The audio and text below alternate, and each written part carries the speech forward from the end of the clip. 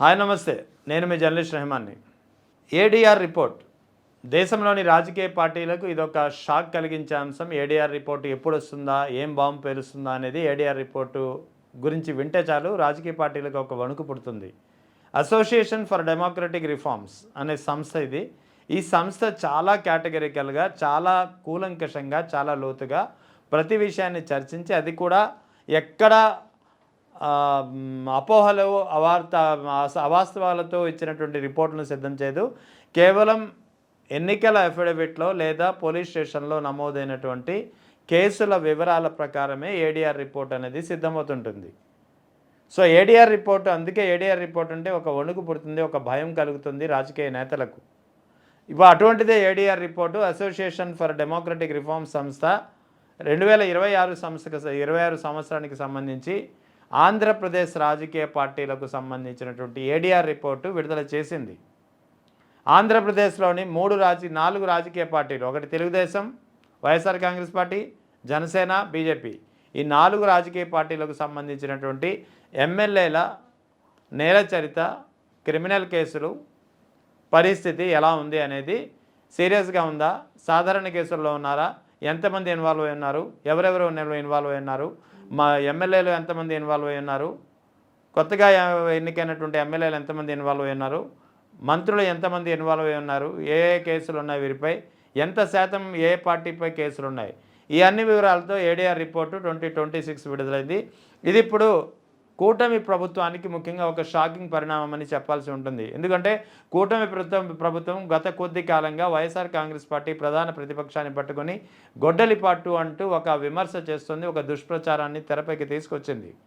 కానీ ఇప్పుడు ADR report చూసిన తర్వాత ఎవరిది గొడ్డలి పార్టీ, ఏ పార్టీ ఇది నేర చరిత్ర ఉన్న పార్టీ, ఏ పార్టీలో నేర చరిత్ర ఉన్నటువంటి ఎమ్మెల్యేలు కానీ మంత్రులు కానీ ఎక్కువ మంది ఉన్నారనేది ఈ ఏడీఆర్ రిపోర్టు చూస్తే చాలా క్లియర్గా అర్థమవుతుంది.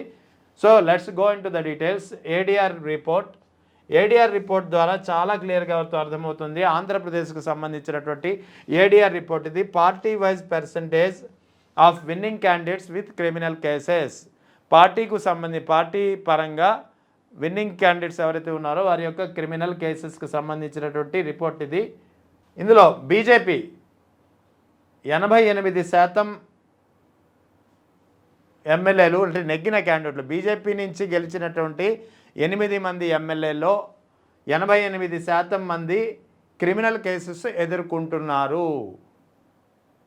బీజేపీ నుంచి ఆంధ్రప్రదేశ్లో 8 మంది ఎమ్మెల్యేలు నెగ్గారు. ఈ 8 మంది ఎమ్మెల్యేలు 88% మంది, అంటే దాదాపుగా 6 మంది ఎమ్మెల్యేలు క్రిమినల్ కేసెస్ ఎదుర్కొంటున్నవారే. అది కాకుండా ఈ ఆరెంజ్ రెడ్ మార్క్లో కనిపిస్తున్నది 63% ఏదైతే ఉందో, ఈ 63% అనేది సీరియస్ క్రిమినల్ కేసెస్. ఈ 8 మందిలో 63% మంది సీరియస్ క్రిమినల్ కేసెస్ ఎదుర్కొంటున్నారు. అంటే బీజేపీ నుంచి ఆంధ్రప్రదేశ్లో ఎన్నికైందే కేవలం 8 మంది. ఈ 8 మందిలో 88% అంటే దాదాపు 6 మంది క్రిమినల్ కేసెస్ ఎదుర్కొంటుంటే 63% అంటే దాదాపుగా ఐదుగురు ఎమ్మెల్యేలు సీరియస్ క్రిమినల్ కేసెస్ ఫేస్ చేస్తున్నటువంటి పరిస్థితి అని చెప్పి ఏడీఆర్ రిపోర్టు చెబుతోంది.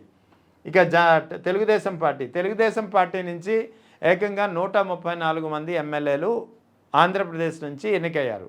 ఈ 134 మంది ఎమ్మెల్యేలో 86% మంది క్రిమినల్ కేసెస్ ఎదుర్కొంటుంటే 61% మంది సీరియస్ క్రిమినల్ కేసెస్ ఎదుర్కొంటున్నారనేది ఇక్కడ ఏడీఆర్ రిపోర్ట్ చెబుతోంది. ఇక వైఎస్ఆర్ కాంగ్రెస్ పార్టీ నుంచి 11 మంది ఎమ్మెల్యేలు ఎన్నికయ్యారు. ఈ 11 మంది ఎమ్మెల్యేలు 55% మంది క్రిమినల్ కేసెస్ ఎదుర్కొంటుంటే కేవలం 36% మంది సీరియస్ క్రిమినల్ కేసెస్ ఫేస్ చేస్తున్నటువంటి పరిస్థితి.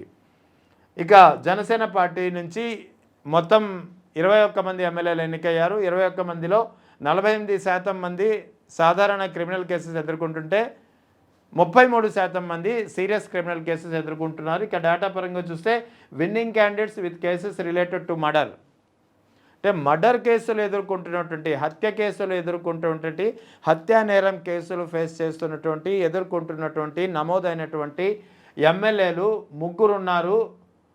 Related to murder IPC section 302 against themself. ఈ విన్నింగ్ క్యాండిడేట్స్లో మొత్తం ఆంధ్రప్రదేశ్ నుంచి గెలిచినటువంటి ఎమ్మెల్యేలో 3 ఎమ్మెల్యేలపై ఏకంగా మర్డర్ కేసులు ఉన్నాయి. Winning candidates with cases related to attempt to murder. 32 winning candidates have declared cases related to attempt to murder IPC section 307. Winning క్యాండిడేట్స్లో మొత్తం 32 మందిపై అటెంప్ట్ టు మర్డర్, ముగ్గురిపై మర్డర్ కేసులు ఉన్నాయి 302 సెక్షను. ఇక 32 మందిపై అటెంప్ట్ టు మర్డర్ సెక్షన్ 307 ఉంది. Winning candidates with cases related to crime against women, మహిళలపై నేరం చేసినటువంటి అంటే మహిళలపై నేరాలు చేసినటువంటి కేసులు ఎదుర్కొంటున్నటువంటి ఎమ్మెల్యేలు 22 మంది ఉన్నారు గెలిచిన వారిలో. ఈ 22 మందిలో ఒక ఎమ్మెల్యే అయితే ఏకంగా రేప్ కేసు ఎదుర్కొంటున్నాడు సెక్షన్ 376. ఇది ఆంధ్రప్రదేశ్ ఎమ్మెల్యేలకు సంబంధించినటువంటి నేర చరిత్ర. Party wise winnowing candidates with criminal cases, ఇది ఇప్పుడు వరకు నేను చెప్పింది ఓవరాల్గా. ఇక పార్టీ వైజ్ కనుక ఒకసారిగా పరిశీలిస్తే మొత్తం 86 మొత్తం తెలుగుదేశం పార్టీ నుంచి 134 మంది గెలిచారు. ఈ 134 మంది గెలిచినటువంటి ఎమ్మెల్యేలో 86% మంది అంటే 115 మందిపై క్రిమినల్ కేసెస్ ఉన్నాయి. అవుట్ ఆఫ్ అందులో మళ్ళీ 7 మందిపై 8 మంది నెగ్గినటువంటి బీజేపీలో 8 మంది నెగ్గితే 7 మందిపై క్రిమినల్ కేసెస్ ఉన్నాయి. తర్వాత వైఎస్ఆర్సీపీ నుంచి 11 మంది నెగ్గితే 10 మందిపై కేసులు ఉన్నాయి. తర్వాత 6 మందిపై కేసులు ఉన్నాయి. ఇక జనసేన నుంచి 21 మందిని గెలిస్తే అందులో 10 మందిపై కేసులు ఉన్నాయి. Party wise winnowing candidates with serious criminal cases. ఇందాక నేను చెప్పింది క్రిమినల్ కేసెస్ అంటే ఇంటి చిన్న కేసులు కావచ్చు, మధ్య తరహా కేసులకు వివిధ రకాలైనటువంటి క్రిమినల్ కేసెస్. ఇక సీరియస్ క్రిమినల్ కేసెస్ అయితే పార్టీ వైజ్గా చూసుకుంటే మొత్తం 134 మంది తెలుగుదేశం నుంచి గెలిచినటువంటి ఎమ్మెల్యేల్లో 61% అంటే 82 మంది ఎమ్మెల్యేలపై సీరియస్ క్రిమినల్ కేసెస్ ఉన్నాయి. అంటే తెలుగుదేశం పార్టీ నుంచి రాష్ట్రంలో 134 మంది గెలిచారు. ఈ 134 మందిలో ఏకంగా 82 మంది ఎమ్మెల్యేలపై సీరియస్ క్రిమినల్ కేసెస్ ఉన్నాయి. ఆ తర్వాత బీజేపీ నుంచి అయితే 63% అంటే 5 మంది ఎమ్మెల్యేలు. అంటే ఇక్కడ బీజేపీ నుంచి గెలిచిందే 8 మంది ఎమ్మెల్యేలు అయితే ఇందులో ఏకంగా 5 మందిపై సీరియస్ క్రిమినల్ కేసెస్ ఉన్నాయి. వైఎస్ఆర్ కాంగ్రెస్ పార్టీ నుంచి 11 మంది గెలిస్తే 4 సీరియస్ క్రిమినల్ కేసెస్ ఉన్నాయి. పర్సంటేజ్ చూస్తే 36%. ఇక జనసేన నుంచి 21 మంది ఎమ్మెల్యేలు గెలిస్తే వారిపై కూడా సీరియస్ క్రిమినల్ కేసెస్ ఏకంగా 33% ఉన్నాయి. అంటే 7 మందిపై serious criminal cases Janasena party నుంచి ఉన్నటువంటి పరిస్థితి. సో ఇదే ఇక్కడ చెప్తుంది. అంటే ఇక్కడ మంత్రుల పరంగా చూస్తే మంత్రులు మొక్క ఆంధ్రప్రదేశ్ కూటమి ప్రభుత్వంలో ఉన్నటువంటి మంత్రులు 25 మంది అక్షరాల. ఈ 25 మంది మంత్రుల్లో ఏకంగా 24 మందిపై క్రిమినల్ కేసెస్ ఉన్నట్టు ఏడీఆర్ రిపోర్టు 2026 చెబుతోంది. సో ఇక్కడ ఈ గ్రాఫ్ ప్రకారం చూస్తే ఇంకాస్త క్లియర్గా మీకు అర్థమవుతుంది. ఇక్కడ ఎన్నికల అఫిడవిట్లో ఆయా ఎమ్మెల్యేలు ఇచ్చినటువంటి డేటా ఆధారంగా మాత్రమే ఏడీఆర్ రిపోర్ట్ 2026 రూపొందింది. అసోసియేషన్ ఫర్ డెమోక్రటిక్ రిఫార్మ్స్ సంస్థ ప్రతి ఏటా ఒక రిపోర్ట్ ఇస్తుంది. ఆ రిపోర్టు ఈసారి వచ్చినటువంటి రిపోర్ట్లో ఆంధ్రప్రదేశ్ సంబంధించినటువంటి కూటమి ప్రభుత్వంలోని పార్టీలకు ఒక షాక్గా మారుతున్నటువంటి పరిస్థితి.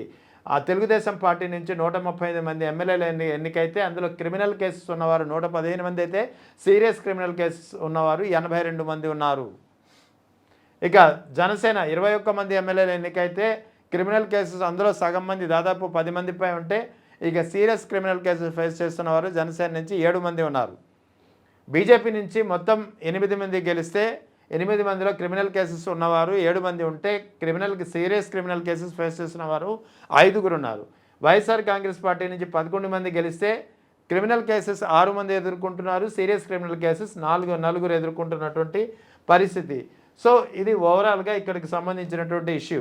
సో ఇటువంటప్పుడు గొడ్డలి పార్టీ అంటూ ప్రచారం చేసినటువంటి అధికార పార్టీ కూటమి పార్టీ నేతల పట్ల ఎలాంటి వైఖరి ఉంది అనేది చాలా క్లియర్గా ఇక్కడ ఈ ఏడీఆర్ రిపోర్ట్ ద్వారా తెలుస్తుంది. మొత్తానికి అసోసియేషన్ ఫర్ డెమోక్రటిక్ రిఫార్మ్స్ అనే సంస్థ విడుదల చేసినటువంటి 2026 రిపోర్ట్ ప్రకారం కూటమి పార్టీలోని ఎమ్మెల్యేలపై ఉన్నటువంటి కేసులు, ఆ కేసుల వివరాలు, గెలిచినటువంటి ఎమ్మెల్యేలపై ఉన్నటువంటి కేసులు సాధారణ క్రిమినల్ కేసులా, సీరియస్ క్రిమినల్ కేసులా, మర్డర్ కేసులా, అటెంప్ట్ మర్డర్ కేసులా, మహిళలపై అత్యాచారాలు లేకపోతే మహిళలపై నేరాలకు సంబంధించినటువంటి కేసులా, చాలా కూలంకషంగా ఈ రిపోర్ట్ అనేది విడుదలైంది. ఓవరాల్గా బీజేపీ, తెలుగుదేశం, జనసేన కూటమి పార్టీలపై చాలా పెద్ద సంఖ్యలో కేసులు ఉన్నట్లు తెలుస్తోంది. సో ఈ ఏడీఆర్ రిపోర్ట్ ఆధారంగా చేసుకుని ఇప్పుడు వైఎస్ఆర్ కాంగ్రెస్ పార్టీ కూటమి పార్టీ నేతలపై పెద్ద ఎత్తున ఒక క్యాంపెయినింగ్ నిర్వహిస్తోంది. ఎవరిది గొడ్డలి పార్టీ, ఎవరిపై ఎన్ని కేసులు ఉన్నాయి, ఏ పార్టీది నేర చరిత్ర, ఏ పార్టీలో నేర చరిత్ర ఉన్న ఎమ్మెల్యేలు, మంత్రులు ఎంతమంది ఉన్నారనేది ఈ ఏడీఆర్ రిపోర్ట్ ఆధారంగా బయటకు తీసుకొస్తూ ప్రచారం చేస్తున్నటువంటి పరిస్థితి కనిపిస్తోంది.